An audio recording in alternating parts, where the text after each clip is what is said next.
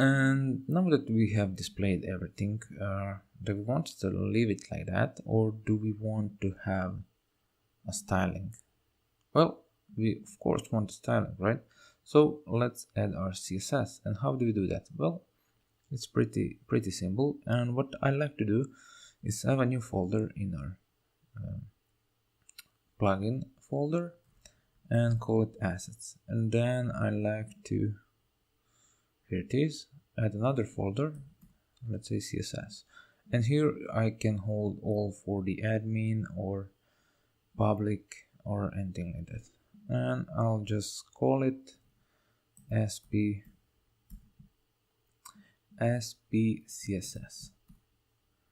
And that will be the one that we will use for our simple plugin. Now that we are here, we could call it like this. So at the start, we can put this. First, we need to enqueue them. And how do we do that? We use a function vp enqueue scripts. This is a hook, and we use the function. Let's just use it sp enqueue, and then let's define it like that. And let's also comment it out, enqueuing the style scripts for our simple plugin. We don't do anything. Of course, we'll just use the style here because this is a simple plugin, right? And then how do we do that? We use the vp enqueue style function. We place a handle, let's say sp style, and the source. The source can be like this, can be retrieved like this: plugin dir URL and the file we need. And this is actually our main file. And what I also like to do in the main file is to define some constants.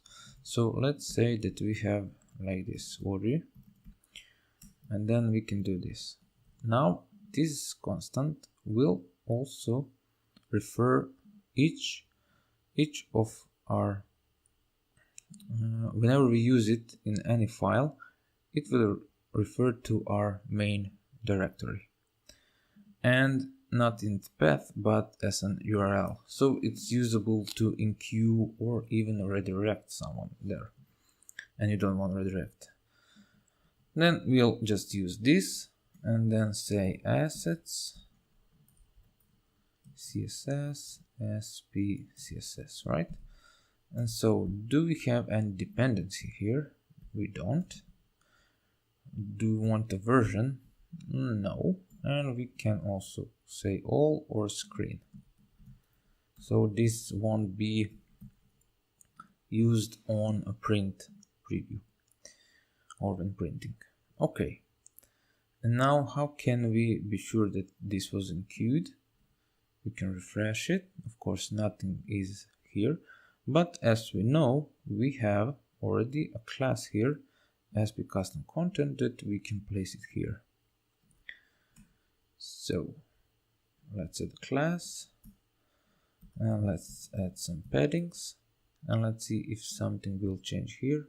Yeah, paddings were added here. Great. And then let's also do top and bottom padding. We will do differently.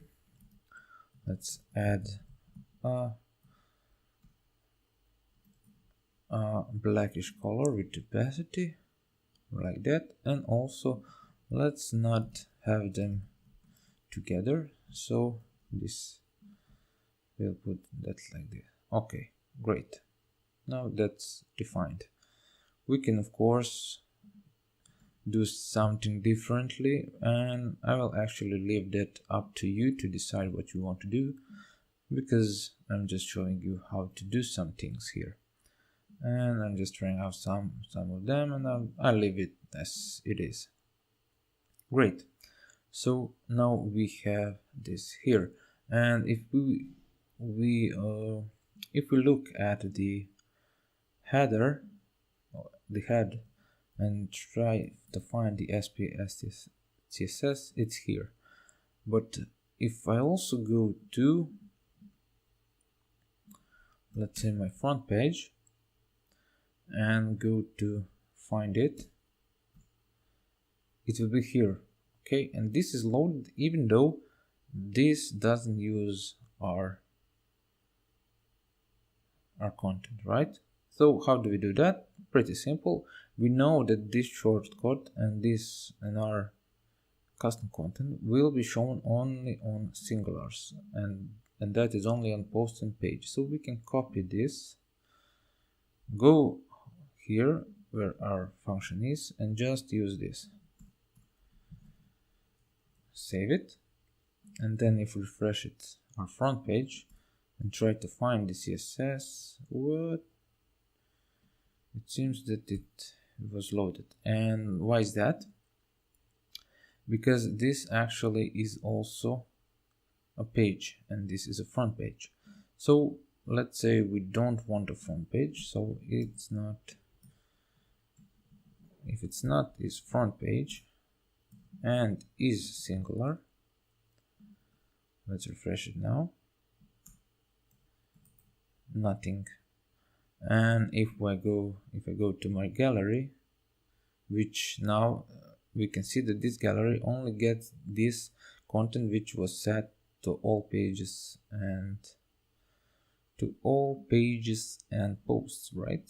So if we go here, SP SDSS, we can see it's here. So what we have done here, we have actually optimized our enqueuing system, so we don't necessarily include this. So if we don't need that, we don't actually want to enqueue it in our page and make it load slower. We don't want to load slower our web page or anyone's page who is using our plugin, right? And that's it for these short, simple plugin development videos.